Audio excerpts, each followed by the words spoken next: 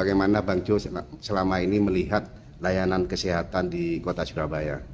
Ya, yang pertama kita harus menyadari bahwa kesehatan itu salah satu kebutuhan yang paling primer, sehingga dalam hal ini negara punya kewajiban melalui pemerintah Kota Surabaya untuk memastikan semua warga Kota Surabaya mendapatkan layanan terbaik di bidang kesehatan.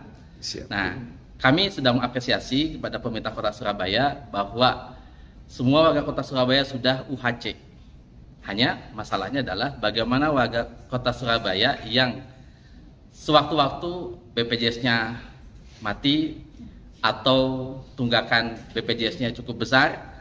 Nah, ini yang perlu dipikirkan oleh pemerintah Kota Surabaya dalam hal masalah kesehatan.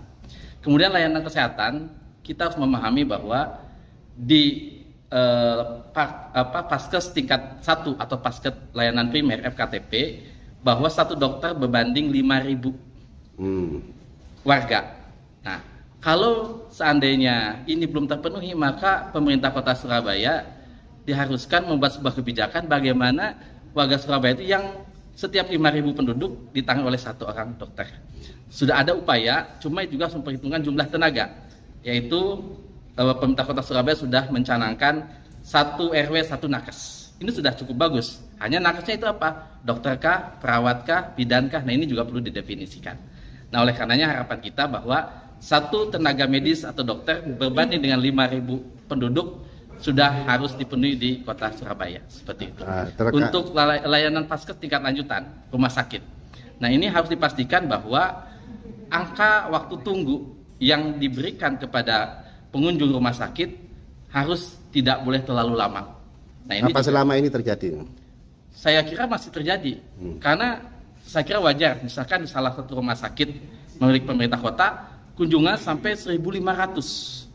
Nah, idealnya kalau misalkan sebuah rumah sakit adalah misalkan kita potong, yaitu menjadi 500 sampai 600 kunjungan per hari.